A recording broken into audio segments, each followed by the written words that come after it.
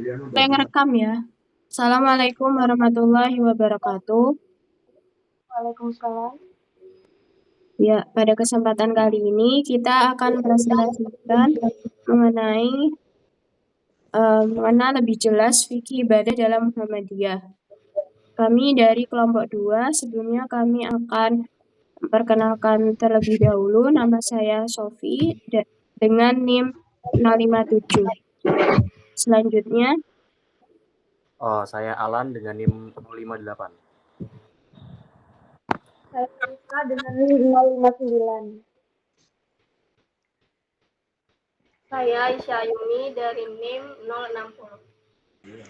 Saya Brilian Ragilion NIM 061. Saya Akil dengan NIM 062. Saya Dias dari NIM 056. oke. Selanjutnya, pertama kami akan menjelaskan mengenai pengertian fikih ibadah Muhammadiyah yang akan disampaikan terlebih dahulu oleh Alan. Nah, oke.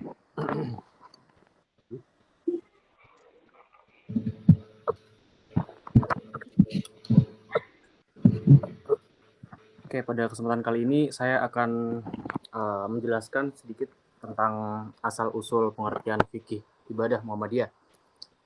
Nah, pertama-tama kita perlu paham dulu nih apa itu fikih. Nah, secara bahasa fikih itu artinya pemahaman yang mendalam. Sedangkan secara istilah fikih itu ilmu yang membahas hukum-hukum syariat Islam yang berkaitan dengan perbuatan manusia. Nah, berdasarkan dalil-dalil dari Al-Quran dan hadis, jadi fikih itu bukan sekedar hafalan hukum, hafal dan haram, tapi bagaimana kita memahami dan menjalankan ajaran Islam dengan benar sesuai sumber aslinya. Nah, dari pemahaman dasar ini muncullah yang disebut sebagai fikih ibadah Muhammadiyah. Fikih ibadah Muhammadiyah itu adalah cara pandang dan praktik ibadah yang dikembangkan oleh Muhammadiyah dengan ciri khas yaitu berpegang teguh pada dalil yang sahih dari Al-Quran dan Sunnah Rasulullah. Nah, Muhammadiyah memandang bahwa setiap ibadah itu harus memiliki landasan yang jelas dari sumber Islam dan tidak boleh hanya berdasarkan pada kebiasaan, adat atau tradisi yang tidak memiliki dalil yang kuat. Lalu bagaimana sih asal-usulnya? Nah, fikih ibadah Muhammadiyah itu berakar dari semangat pembaharuan Islam yang digerakkan oleh Kiai Haji Ahmad Dahlan pada tahun 1912 di Yogyakarta. Nah, saat itu Kiai Haji Ahmad Dahlan itu melihat banyak praktik keagamaan masyarakat yang bercampur dengan tradisi dan kepercayaan sosial, kepercayaan lokal, sehingga ajaran Islamnya tidak lagi murni sebagaimana yang diajarkan oleh Nabi Muhammad SAW. Nah, terinspirasi dari gerakan reformis Islam di Timur Tengah seperti Muhammad Abduh dan Rashid Ridha, Kiai Haji Ahmad Dahlan ini berusaha mengembalikan umat Islam di Indonesia kepada ajaran Islam yang asli dan bersumber langsung dari Al-Quran dan hadis. Dari sinilah lahir semangat tajdid atau pembaruan dalam Muhammadiyah, termasuk dalam bidang fikih ibadah. Dalam praktiknya Muhammadiyah memiliki prinsip bahwa dalam beribadah itu umat Islam tidak boleh taklid atau buta kepada suatu mazhab tertentu. Artinya tidak hanya mengikuti pendapat ulama tanpa tahu dalilnya. Sebaliknya Muhammadiyah itu mendorong untuk memahami dasar hukum sesuatu ibadah secara rasional dan berdasar sumber yang jelas. Nah, untuk menjaga keilmiahan dan kesatuan pandangan, Muhammadiyah itu membentuk lembaga yang disebut Majelis Tarjih dan Tajdid. Ya, majelis ini berperan melakukan ijtihad jama'i, yaitu ijtihad bersama para ulama Muhammadiyah untuk menetapkan hukum-hukum ibadah dan muamalah. Dengan cara ini, keputusan fikih Muhammadiyah ini bukan hasil pendapat pribadi, tapi hasil musyawarah ilmiah berdasarkan dalil yang kuat. Nah, contohnya dalam beberapa hal ibadah, Muhammadiyah itu memiliki perbedaan dengan ormas Islam yang lain. Ya, misalnya sholat tarawih itu dilakukan 11 rakaat karena dianggap paling sesuai dengan hadis sahih tentang praktik Nabi. Nah, kemudian Muhammadiyah juga tidak melaksanakan doa kunut dalam sholat subuh, ya karena dalilnya dianggap tidak cukup kuat. Nah, namun semua perbedaan ini dijalankan dengan prinsip toleransi yang semangat ukhuwah Islamiyah. bukan untuk membedakan umat. Nah, jadi kalau disimpulkan, ibadah Muhammadiyah ini merupakan bentuk usaha yang untuk memurnikan praktik ibadah agar kembali pada tuntunan Rasulullah. Nah, Muhammadiyah ini mengajarkan bahwa beribadah itu bukan sekedar rutinitas, tetapi harus didasari oleh ilmu, pemahaman, dan niat untuk mengikuti ajaran Nabi. Nah, demikian penjelasan singkat saya tentang asal-usul dan pengertian fikih ibadah Muhammadiyah. Semoga kita semua bisa mengambil pelajaran untuk terus beribadah. Selanjutnya saya kembalikan ke moderator. Terima kasih.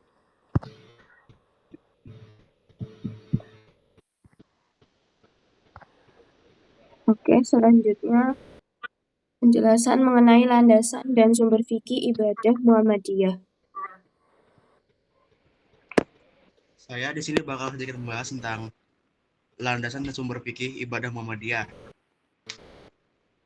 Muhammadiyah memiliki prinsip kembali kepada Al-Quran dan Sunnah yang murni, serta menolak segala bentuk bid'ah atau hal-hal baru dalam agama yang tidak berdasar pada keduanya. Muhammadiyah menempatkan Al-Quran sebagai sumber hukum tertinggi. Segala bentuk ibadah harus memiliki dasar yang jelas dan ayat-ayat Al-Quran.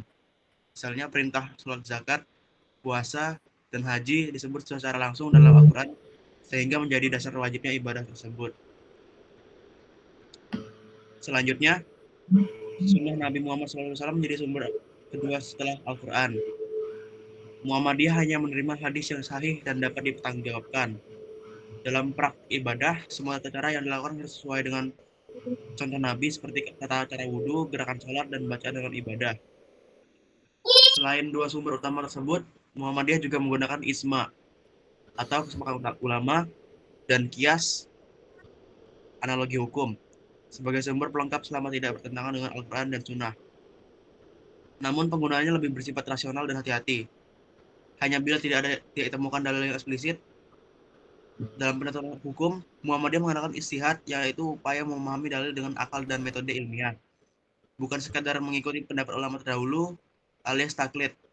Karena itu majelis tarjih dan tajdid Muhammadiyah berperan penting untuk meneliti dalil-dalil, menimbang kesahihan hadis, dan meletakkan pandangan hukum yang sesuai dengan semangat ajaran Islam. Sebagai contoh, dalam ibadah sholat, Muhammadiyah mengajarkan bahwa semua gerakan dan bacaan harus mengikuti contoh Nabi tanpa tambahan. Misal tidak membaca niat secara keras, atau tidak melakukan zikir berjamaah setelah sholat. Karena hal itu tidak memiliki dasar kuat dari Nabi. Dengan demikian, landasan fikih ibadah Muhammadiyah adalah pemurnian ajaran Islam dengan dasar Al-Quran dan Sunnah sahih, serta penerapan istihad yang rasional dan terbuka untuk memastikan setiap amalan sesuai dengan tuntunan Rasulullah SAW. Sekian saya. Baik, terima kasih Akil. Selanjutnya akan dijelaskan mengenai prinsip ibadah dalam Muhammadiyah yang akan disampaikan oleh Adam. Silakan Adam. Oke, di sini saya akan menjelaskan tentang prinsip ibadah dalam Muhammadiyah. Dalam pandangan Muhammadiyah, ibadah bukan cuma rutinitas ritual, tapi bentuk kepatuhan kepada Allah. Jadi segala praktik ibadah harus punya dasar yang tegas dari Al-Quran dan hadis. Muhammadiyah nggak menerima ibadah yang tidak ada tuntutannya, karena dianggap menyalahi kemurnian ajaran Islam. Maka dari itu gerakan ini dikenal dengan semangat purifikasi atau pemurnian akidah. Selain itu, Muhammadiyah berusaha membersihkan praktik keagamaan dari unsur tahayul, bid'ah, dan khurafat, supaya umat Islam fokus pada ajaran yang benar-benar bersumber dari wahyu, bukan tradisi atau kebiasaan yang turun-menurun.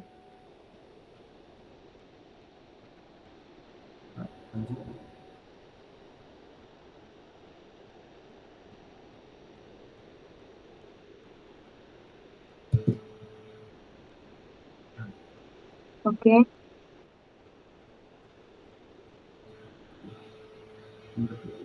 Selanjutnya, kaidah dasar ibadah dalam Muhammadiyah.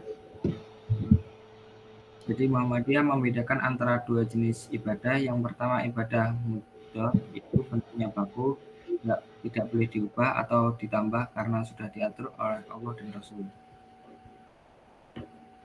Yang kedua ibadah ghair mudah, seperti kegiatan sosial, pendidikan, ekonomi, atau politik. Itu sifatnya terbuka, selama sesuai dengan nilai Islam. Dari sini kita bisa melihat Muhammadiyah itu bukan cuma fokus aspek spiritual, tapi juga mendorong umat buat aktif produktif di bidang sosial dan kemanusiaan tanpa kehilangan dasar agama. Sekian dari saya kembalikan kepada moderator.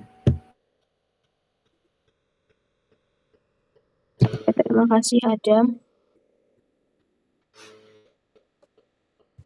Saya akan menjelaskan mengenai metode penetapan hukum ibadah tarjih dalam fikih ibadah dalam Muhammadiyah. Nah, sebelumnya apa itu tarjih? Tarjih itu menurut usul fikih itu tuh memperkuat argumen yang satu atas yang lain untuk mengetahui yang lebih kuat dan yang kuat dilatih, sedangkan yang lemah itu ditinggalkan. Nah, dapat dijelaskan bahwa tarjih dalam Muhammadiyah ini mana yang lebih kuat dan lebih dekat dengan Quran dan hadis. Hadis yang digunakan sunnah maqbulah karena perbaikan dari sunnah sahihah menimbulkan salah paham identik dengan hadis sahih saja. Membahas mengenai sumber para tekstual terdiri dari ijma, qiyas, dan maslahat mursalah dianggap sebagai sumber ajaran agama para tekstual karena mereka memungkinkan untuk menetapkan hukum dalam Islam ketika tidak ada ketentuan yang jelas dalam Al-Quran dan As-Sunnah. Untuk penyesuaian terdiri dari istihsan dan istishab. Adapun mengenai ijtihad disimpulkan para ahli itu tuh usul fikih yang menyatakan bahwa serangkaian upaya dalam menyusun hukum syar'i yang bersifat praktis atau disebut amaliyah dengan menggunakan cara istinbat. Jadi bisa dijelaskan bahwa ijtihad itu metode penetapan hukum yang tidak dijelaskan melalui Quran dan hadis. Nah, di sini tuh ada 3 metodenya, yaitu pertama metode bayani menggunakan ketentuan melalui bahasa atau teks. Penentuan yang sudah tertera dalam tulisan seperti hadis dan Quran. Ini berarti memastikan bahwa pemahaman terhadap nas tetap sesuai dengan konteks dan tujuan aslinya, sehingga hukum yang dihasilkan memiliki landasan yang kokoh. Yang kedua, itu ada metode taklil, lebih ke aspek rasional dan penalaran dalam mengkaji ketentuan hukum. Dan yang ketiga, itu metode istislahi, menggunakan aspek filosofis serta menitik beratkan pada kemaslahatan yang ingin dicapai. Nah, mengenai metode teknis penetapan hukum tarjih itu tuh yang pertama dalam asumsi integralistik, majelis tarjih, dan mengumpulkan dan mengkaji berbagai sumber untuk menemukan kesesuaian antara elemen-elemen tersebut, sehingga norma yang dihasilkan memiliki kekuatan yang lebih tinggi secara probabilitas. Asumsi yang kedua itu asumsi hierarkis, menyatakan bahwa norma-norma berjenjang dimulai dari norma dasar hingga norma konkret, dengan norma dasar yang bersumber dari nilai-nilai universal Islam seperti tauhid dan keadilan. Yang ketiga itu asumsi kebermaksudan, menekankan bahwa setiap norma itu memiliki maksud atau tujuan yang dapat dilihat dari berbagai sudut pandang, baik dari keluasan cukupnya maupun dari sudut pandang hierarkinya. Ragam metode seperti interpretasi, metode bayani, kausalitas, dan sinkronisasi memainkan peran penting dalam penetapan hukum fikih. Metode interpretasi digunakan untuk menjelaskan nas-nas yang masih kabur atau tidak jelas, sementara metode kausalitas digunakan untuk menangani masalah yang tidak memiliki nas langsung dengan menggali kausalitas efisien. Dan atau finalis. Selain itu metode sinkronisasi itu tuh digunakan untuk menyelesaikan kasus-kasus di mana terjadi pertentangan antara dalil-dalil, kaidah-kaidah yang berkaitan dengan hadis, juga memberikan panduan dalam penafsiran dan memahami berbagai jenis hadis untuk memperkuat metode penetapan hukum fikih.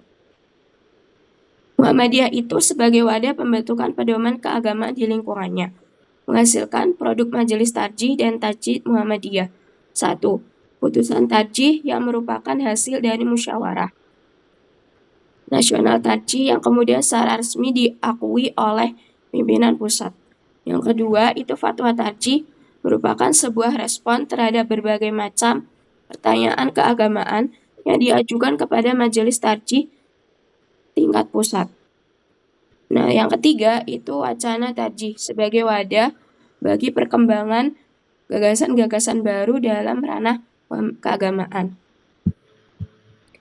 Nah, dapat disimpulkan bahwa majelis tarjih dan tajdid itu Muhammadiyah itu berperan menetapkan fikih ibadah yang dimana prosesnya itu melalui yang pertama, penelitian terhadap ayat dan hadis. Yang kedua, membandingkan pendapat ulama.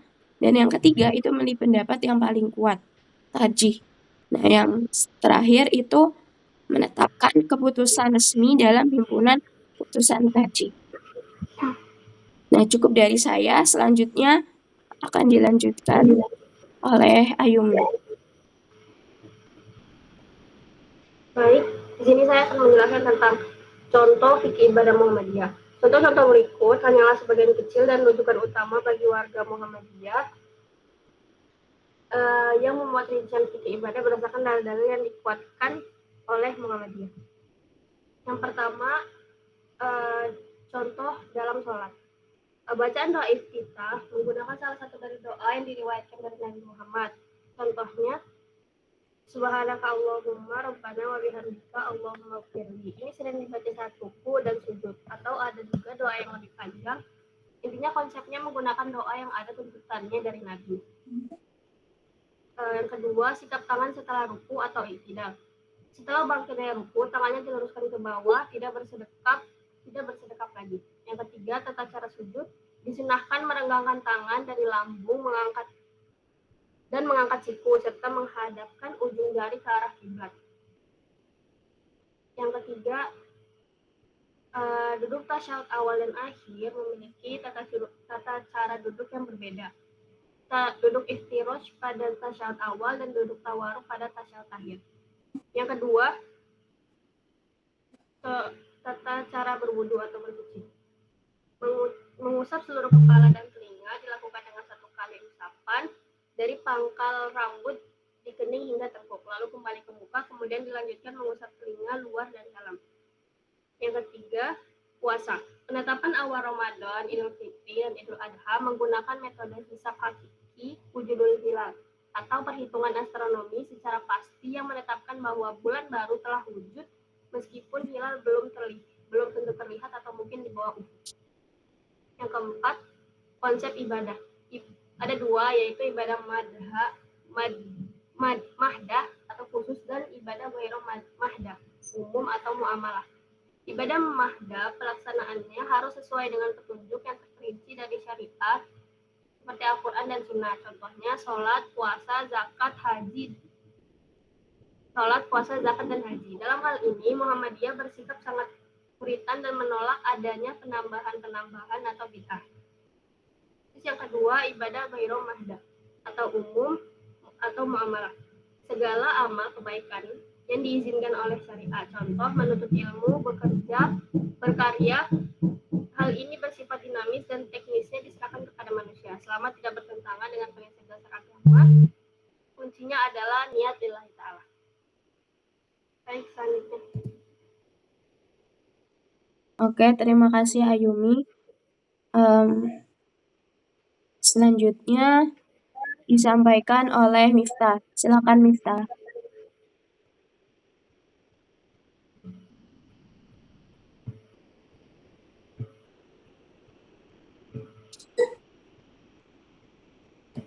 Miftah itu belum di open mic. Oke, sorry. Oke. Jadi di sini saya menyampaikan tentang tujuan ibadah Muhammadiyah. Seperti yang disampaikan dengan teman-teman saya di awal, bahwa emang amal ibadah Muhammadiyah ini merupakan ibadah murni yang berdasarkan Al-Quran dan juga sunnah-sunnah Rasulullah SAW. Jadi agar mendekatkan diri kepada Allah secara benar dan optimal tanpa tambahan atau penyimpangan. secara lebih rinci, tujuannya yang pertama itu adalah merealisasikan ketakwaan kepada Allah Subhanahu wa taala. Ya karena emang setiap manusia itu diciptakan untuk beribadah kepada Allah Subhanahu wa taala. Terus dua, membersihkan dan meluruskan praktik ibadah dari bid'ah, kufurat dan takhayul. Jadi dari hal-hal yang emang karena pada dasarnya adalah Muhammadiyah ini murni, maka dia menjauhi hal-hal yang bid'ah yang mana ini dilarang. Nah juga kufarat dan juga takhayul. Muhammadiyah berupaya memberikan ajaran Islam agar ibadah tidak dicampuri dengan hal-hal yang tidak ada dalam tuntunan Nabi Muhammad SAW. Prinsip ini dikenal dengan istilah tajdid atau pembaharuan, seperti yang sudah dijelaskan oleh teman-teman saya juga, yang menjadi salah satu ciri khas Muhammadiyah. Hingga menegakkan ibadah langsung kepada Allah tanpa perantara.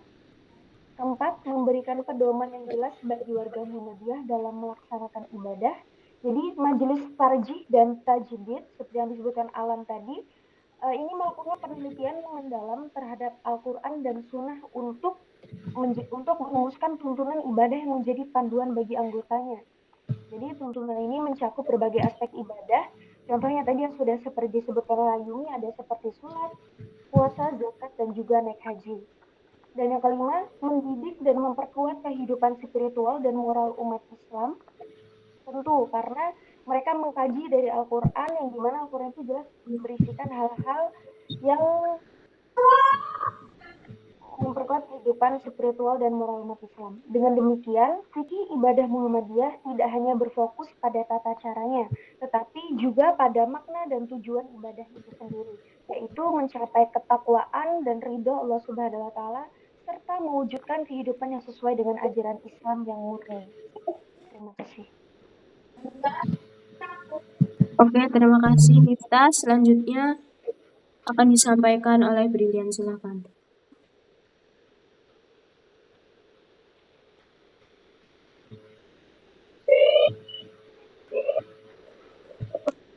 Nah, selanjutnya itu konteks pembaruan dalam fikih ibadah Muhammadiyah.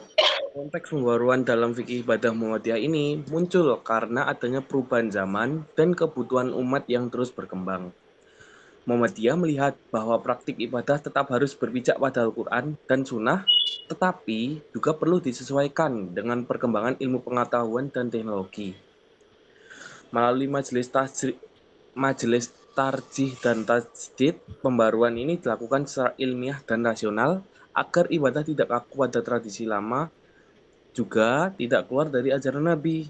Jadi dalam tajdid dalam konsep ini adalah usaha menjaga kemurnian ibadah sekaligus menegaskan bahwa Islam selalu relevan di setiap zaman. Inilah semangat Islam berkemajuan yang menjadi ciri khas Muhammadiyah. Mungkin itu saja, saya kembalikan ke moderator.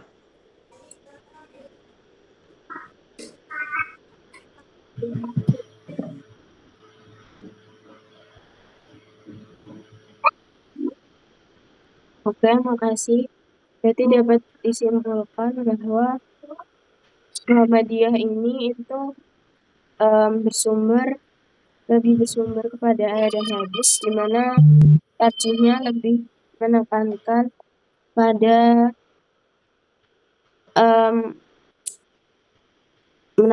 pada ini memilih pendapat yang paling kuat gitu. Oke, cukup sekian penjelasan dari kelompok 2. Bila ada salah kata, mohon dimaafkan. Wabillahi taufiq wal hidayah. Wassalamualaikum warahmatullahi wabarakatuh. Udah ya? Selesai. Sudah. Ada dua menit. Apa? Ada 25 menit. Ada harusnya, katanya 19 menit tadi pas 13:11.